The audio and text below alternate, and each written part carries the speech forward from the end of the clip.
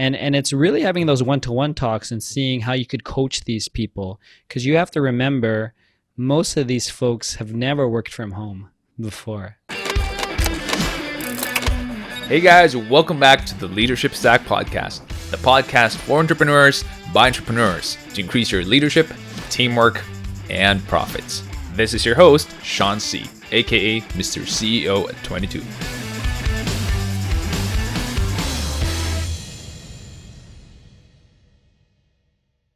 And then having that sort of belief in myself that I'm like, you know what, I could figure this out. I don't know what I'm doing, but I could figure this out.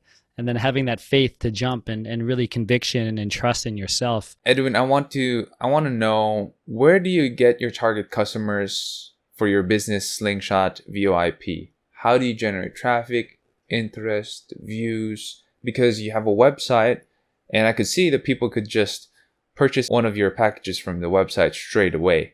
So I'm wondering, how do you generate traffic from that one? So we started off originally, it was all word of mouth. It was all strategic partnerships, networking, working with a lot of people. And that was probably one of the main reasons for my podcast at the time. And then we started doing a little more SEO work and doing digital marketing to drive specific keywords and traffic, because our product it's not a sexy product. It's an essential business product, but there's a certain lifetime when people are actually going to make that purchasing decision. It's very small. So outside of, when someone's Googling and they actually need it, they really need it.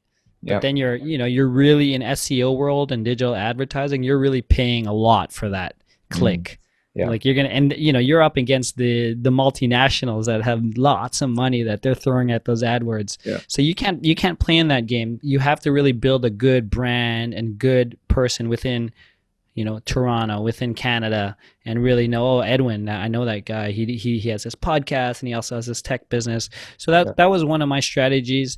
Now that we brought in like someone who manages our my VP of sales, he came from a competitor. And we're really targeting companies when they're growing and expanding. So one of the key things that they're doing is moving. So companies, when they're growing, they're relocating or moving to bigger offices, or they're getting a second office or third office. So it's really doing more strategic outbound campaigns to companies that are looking to move in the next 6 to 12 months. So that's where we're getting a lot of our ROI and very strategic work at that point right now. You invested a lot in your digital marketing, SEO, which, by the way, I'm in the SEO world. That's what I do. I just want to ask, what is your decision-making factor? Because a lot of people right now are going online, from the micro entrepreneur, small entrepreneur, medium entrepreneur, all the way to the enterprise. And here, at least in the Philippines, when I started my company at 2010, no one knew what SEO was about. It's funny because I would get inquiries. Literally, they would say, "Hey, Sean, can you come here to my office? I know your company is SEO Hacker and you do SEO and %." And when I get there in their office and they have their like board members and their marketing team there, first question they would ask me, this 2010, right? So the first question they would ask me, "So what's SEO again? Why do I need it again?" And I'm like, "You called me, dude." I mean, so no one knew what it was way back when, but now everyone knows what it is. And I want to know, like, how do you qualify digital marketing companies who would help you out, so that other people who are listening in and who are in that boat right now where they're looking for either social media marketing companies or SEO companies or website development companies, they would also get some advice from you. Oh, okay, this is what I need to be looking at. How do you qualify these companies? I mean, for me, honestly, because for SEO or digital agencies, for any type of service provider, I always go into my network and I ask for a referral. That's just the way I do it, because otherwise I'm Google searching and I'm probably going to find Sean, and because he does a good job at SEO, right? But I don't know you, so I'd have to create a new relationship. But if I'm asking a trusted circle I have of entrepreneurs or executives, I'm like, "Hey, who do you guys use? Give me a couple," and that's sort of the way I do it. Yeah, I mean, outside of like doing some VAs here and there off Upwork, and that's a different situation. But yeah, for agencies, I usually, or any service provider, I'll always ask for a referral. Most of your traffic from Slingshot VoIP, especially in the early days, came from word of mouth. And then right now, what's sustaining you is the digital traffic, like SEO, social media marketing, maybe if you're doing that, or AdWords.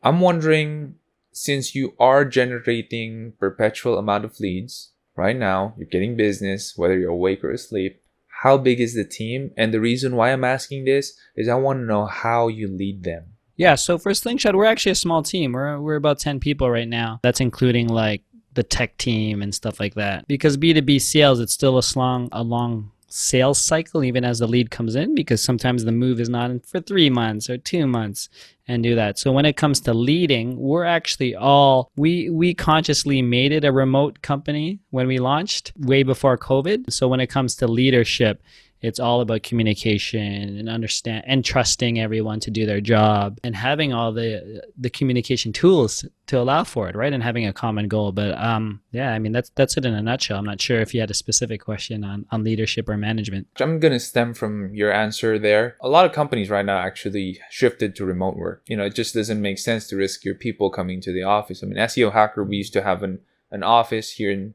where I live in Parañaque, and all 50 of us would be there. But when COVID hit January, me and the Exicom, we decided, let's just make everyone work from home, because it doesn't make sense to risk them. Like, this is what they're getting in their salary, and hospitalization, that's what they'll be paying for one day in the hospital. Leading remotely is now an essential skill. How do you lead? You mentioned a couple of things earlier. I want to deep dive on that. Communication, tools. How do you use it? How do you communicate? How often should you communicate with them? What do you talk with them about? What are the tools you use in your team to be able to do that? And we want to learn from you, because you mentioned that you've been doing this way before COVID. So we want to know how you're making your company work and grow by leading remotely. Yeah, so I mean, with the execs and my partners, we meet once a week because we all do different responsibility things. And the way we work is, we use Slack channels and we use Zoom, literally. I mean, that's it. And then we always have our weekly meetups. But when it comes to the sales organization, I meet daily. I do like daily calls with my sales organization just to see where we are, what could we work on together, what do you need my help on, and do those type of things, because I think that's important in terms of us when it comes to that tools. And we also, it's the same things. We use Slack and we use Zoom, and we also have a tool. We're partnering with another organization that's building out a lot of our collaboration tools that's integrated with Slingshot, that's coming out and building out more so. But that's it. I mean, when it comes to customer service, there's not much management on that side. I just check in and see how things are going on there. But I think, I mean, that's it. Like, that's literally our cadences when it comes to it. So my time is mostly on the sales side, and then I meet weekly with the rest of the execs. There are problems that I've encountered leading remotely, and I want to run them by you to learn from you. There are times when people aren't producing as you would expect them to, and actually this is not uncommon. A lot of people who transition to remote work suddenly because of COVID have this problem where they tell me, Sean, my team isn't producing at all, or like they're nowhere near when we were in the office. Has it ever happened to you, and how do you deal with that? Well, I know I have a lot of colleagues and friends that has experienced that, and ultimately it comes down to, I think, having the right processes in place. But I think what you've experienced, if it's personal to your company, Sean, is because everything is new for them. We're going through a pandemic, that's new. You're going to work from home, that's new. So I know that's 6 months in now, or 8 months, depending. I guess it's 9 months now for your organization. And it's really having those one-to-one talks and seeing how you could coach these people. Because you have to remember, most of these folks have never worked from home before. So someone like myself and my team, where a lot of the team is accustomed to working and being proficient at home, I think it's having these, like, maybe it's not the management, maybe it's like little mastermind groups of subgroups who, you'll find that one team member that is very good at working from home. They should be sharing with the other teams, or putting together, hey, who's having trouble at the office right now, working from home and staying efficient? Why don't we talk it to each other? Because that's very important, and not having the management team in there, and having peer coaching. Peer coaching is huge, and finding that person that could spearhead that, because I'm sure in your organization, Sean, you have the superstars that are working at home still, and I think their colleagues will listen to them. If there's a nice channel for them to talk and be open and say, listen, I was challenged being proficient. It took me 3 months, but this is what I did to overcome that. And why don't, I'm here to support you, and have that coach, an internal coach or that peer coach, right? That's the way I would work it. Peer coaching is super important. I got to go find that person in my team. And they would love that responsibility, right? Because you're going to empower one of your superstars and give them recognition, whether you announce it publicly or not. They're going to feel that. They're going to say, oh my God, Sean asked me to do this, even if you sort of interview them, right? There's so much, what is moving that person to be proficient at home, and you'll never know, right? And then also they may find out that someone so-and-so, the reason why they went down, like they're really having a personal issue at home, didn't arise, right? And that's something that may not come up in all calls, right? So it's just really opening up different channels, and I don't know how that works in the Philippine culture, but in the Philippines, but Filipinos are very reserved compared to the Western world. So I know that we're more open here when it comes to mental health problems compared to the Western world. So we know who the people are who have mental health problems. We help them out. But in terms of just sharing their heart and the stuff that's happening at home, I find that not a lot of people do that, especially to the management. That's why when you mentioned peer coaching, actually that's good stuff right there, because they're a lot more comfortable in sharing these things with their peers than their leaders. I wish it wasn't that way. Yeah, I wish it wasn't that way, because we can definitely help them as their leaders, but I don't know, like there's just some barrier there, right? Well, it's a barrier, and I mean it comes back to all that cultural situations that we've all grown up to, and having that, I guess, that boss that you don't want to share with. It's going to make you look weak. You don't want to show weakness.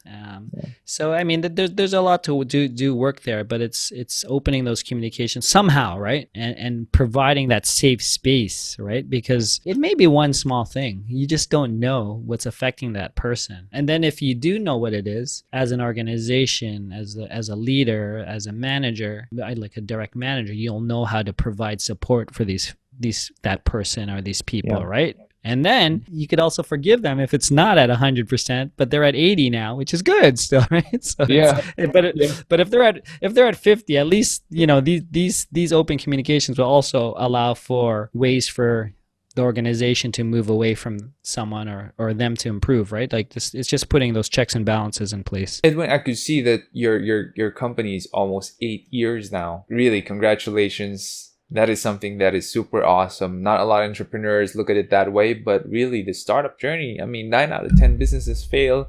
You're at the 8-year mark, which is really, really good. I want to know like how you're doing all of these other things. So you're running an 8-year-old company, which is pretty tough because you're still scaling it up now with a 10-man team, leading them, coaching them.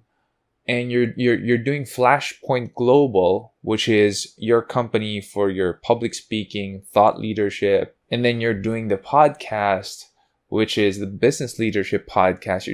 A lot of people will tell you, Edwin, how do you do these? That's just so much stuff. For some people, just one business takes all of their time, even chomps up some of their family time, but you're doing a lot of things. And the question is, how are you able to do all of these things in spite of running a company full time? Yeah, I mean, that's a great question. And I get it a lot, actually, Sean. The podcast I love. Podcast is networking. Like I removed networking out of my mix when the podcast came, because networking came to me. So that eliminated. That's a personal development thing as well. So that's an investment for me, which I turned it around and it became a profit center as well, which is good. So that's the good news on that stuff. But it's having teams, Sean. It's like really understanding why you want to do this. So my podcast, I have teams. I never did it myself. I just had some people, produce it right away and had people focus on that stuff and building those processes quickly. I think by my 3rd episode, I already had like 53 steps how I do a podcast, right? So I could outsource it right away. So I, thinking process driven, right? I was always like that. And when it comes to like Flashpoint, this is for me now. It's more like my long game. Like who do I want to grow to be now, or build and make impact?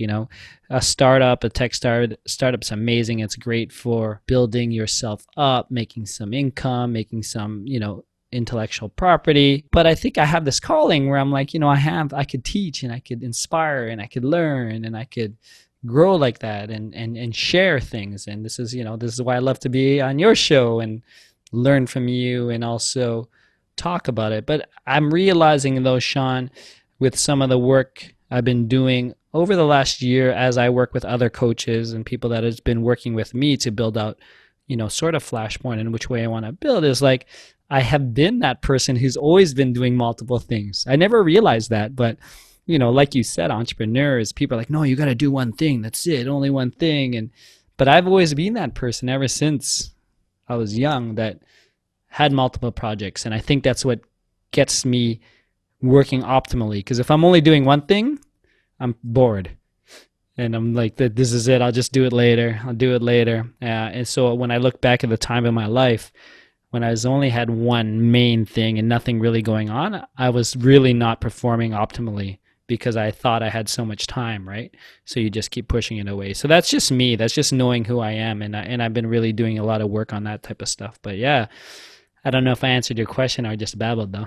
Yeah, you did. And actually, it is quite comforting for me to know that there is someone like that. That I call myself an urgency junkie. Like I like urgent stuff. I like deadlines, and I'm sure you work that way as well. Hearing it from you now that you like to juggle a lot of projects. I'm surprised that you don't have another business that you started up. But I guess like the podcast in Flashpoint Global is like another business that you need to start up, right? Well, they're all different businesses, and it depends how you want to fit it in, and what's gonna realistically take all your time, right? So when it comes to Slingshot, we have all the processes in place. I'm not doing a lot of the sales. I'm not doing a lot of the things. I'm doing a lot of the brand management now. So it almost makes sense to build my speaker business and my podcast now, right? So it puts more SEO work. Like if I'm going to say tactical, it actually puts, like, I'm getting links everywhere because of my podcast. That comes back to Slingshot, right? And I'm sure this is one of your benefits for yourself as well, right? Outside of learning from people and connecting from people. But digitally, it's just like, how many pieces of content can you create from our conversation today? Like lots, right? Yeah, it's a lot.